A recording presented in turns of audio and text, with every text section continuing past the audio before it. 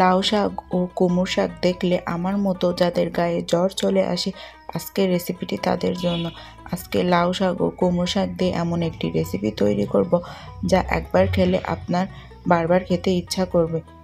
এজন্য প্রথমে চুলায় আমি একটি প্যান বসিয়ে তাতে পরিমাণ মতো তেল গরম করে নিয়েছি।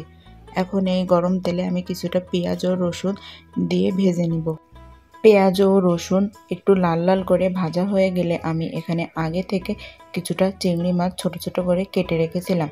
এই কেটে রাখা চিংড়ি মাছ আমি পেঁয়াজ রসুনের সাথে দিয়ে দেব এবং সাথে আমি কিছুটা কাঁচামরিচ ও স্বাদ মতো লবণ দিয়ে দিয়েছি।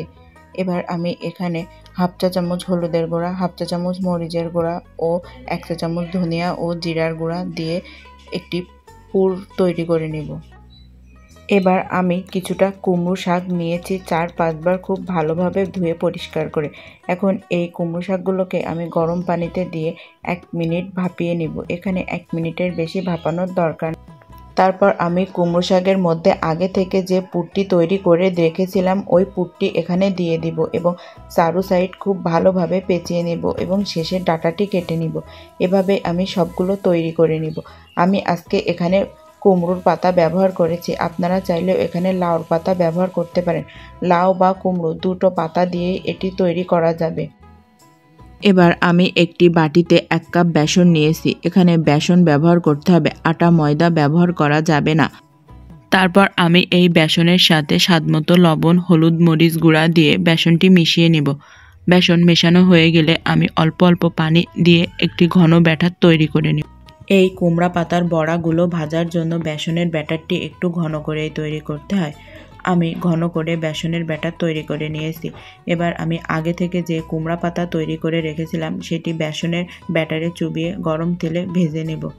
এখানে কুমড়া পাতার বড়া ভাজার সময় চুলার জাল মিডিয়াম রাখবেন, না হলে কুমড়া পাতা ভিতর থেকে কাঁচা থাকবে এবং বাইরে থেকে পুড়ে যেতে পারে।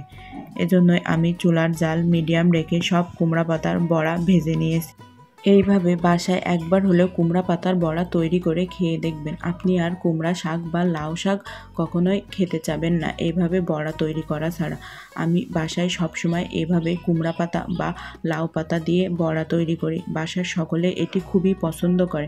আপনারাও সবাই বাসায় একবার হলেও এটি তৈরি করে খেয়ে দেখবেন। এটি কিন্তু অনেক বেশি মজা হয়। আমার কথা বিশ্বাস না হলে বাসায় একবার তৈরি করেই দেখতে পারেন।